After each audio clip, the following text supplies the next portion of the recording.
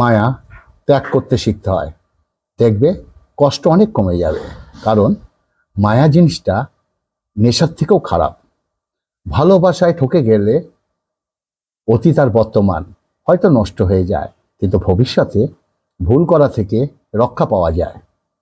এই শহরে রূপের বদলে প্রেম বিক্রি হয়, আর ভালোবাসার বদলে অবহেলা বিক্রি হয়। প্রেমের ভূত তোমার মাথায় যদি চাপে, তোমার মন ভাঙবে, আর সফলতার ভূত মাথায় চাপলে তুমি রেকর্ড ভাঙবে। খুব সহজেই কারোর প্রয়োজন হওয়া যায়, কিন্তু খুব সহজে কারোর প্রিয়জন হওয়া যায় না। সব সম্পর্ক অর্থের জন্য ভাঙে না। কিছু সম্পর্ক অতিরিক্ত রাগ, জেদ, ইগোর জন্যও ভাঙে। সেটা ভালোবাসা সম্পর্ক হোক, বন্ধুত্ব সম্পর্ক হোক, বা ভাই বোনের সম্পর্ক, তাই না? নমস্কার, হাটবাজার থেকে স্বাগতম। খাওয়ার আগে আমি তিনটে কথা বলি: ভালোবাসা, ভালোবাসা, ভালো মন। এই তিনটে খুব দরকার, খুব দরকার, খুব দরকার। আজকে হচ্ছে তোমার চুনো মাছ, এই যে চুনো মাছের ঝাল আছে, আর হচ্ছে তোমার চাল কুমড়ো দিয়ে মুগের ডাল, আর ভাত অনেক বেশি, আর আছে তোমার ছোট ছোট পিস, দেখো একদম ছোট্ট ছোট্ট পিস মটন। আর এই দিয়ে খাচ্ছি। আজকের ভিডিওটা যদি ভালো লাগে প্লিজ ফেসবুকের মাধ্যমে অন্যের কাছে একটু পৌঁছে দিও, কারণ আজকের কথাগুলো খুব ইম্পর্টেন্ট। স্কিপ করবে না, পুরো টানা ভিডিওটা দেখো, আশা করি ভালো লাগবে। চলো খেতে খেতে কথাগুলো বলি, একটু মুখে দিই। ওয়ে ওয়ে, হুম, দুর্দান্ত দুর্দান্ত।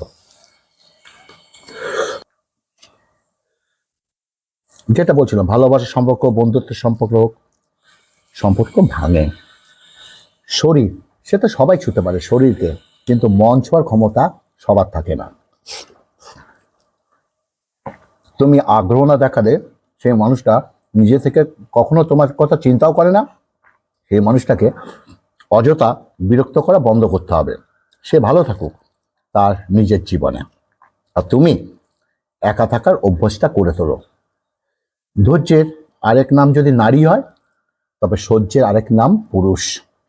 নারী যে কোনো প্রতিকূল পরিস্থিতিতে ধৈর্য ধরে, কিন্তু পুরুষ সেই পরিস্থিতি সহ্য করে তার সমাধান করে। নারীর ধৈর্যের প্রতিরূপ অশ্রু দেখতে পায়, আর পুরুষের অক্লান্ত পরিশ্রম দেখতে পায়। পুরুষের নারী অল্প আঘাতই কেঁদে ফেলতে পারে, কিন্তু একজন পুরুষ হাজার কষ্টেও চোখের জল আনতে পারে না। সবকিছু সহ্য করে নিতে পারে, তার মানে এটা নয় যে তার মায়া বলে কিছু নেই।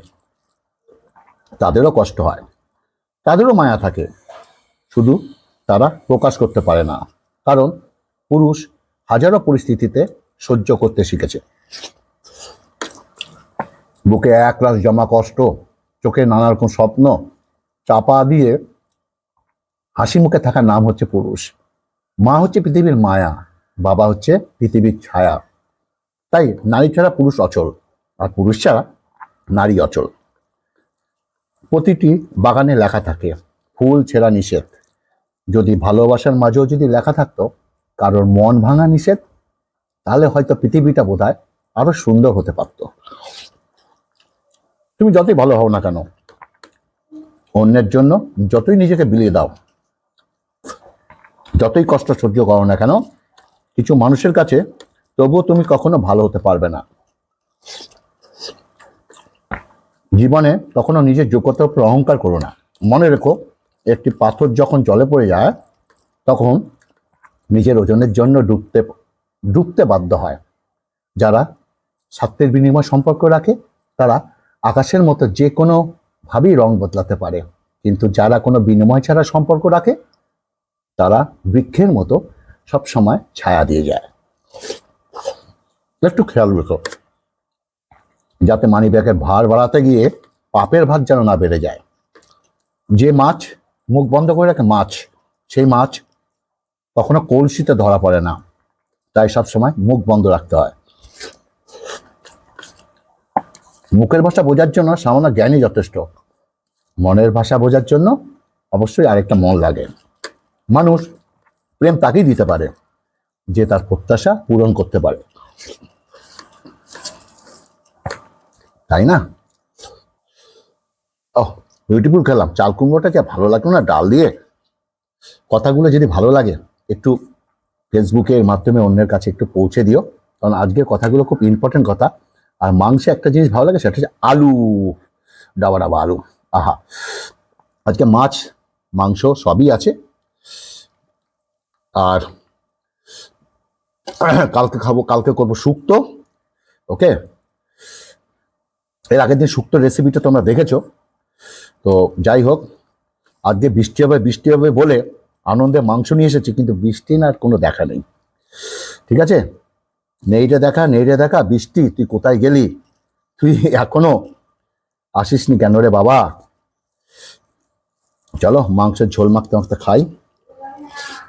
হুম, নিজের রান্না ভালো তো হবেই, তাই না? কি বলো তোমরা?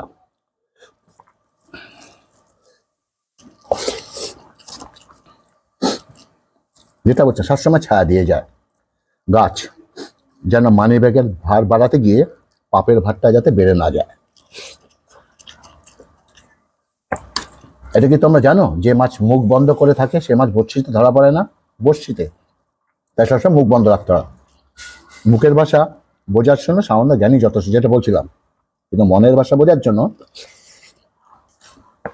অবশ্যই একটা মন লাগে।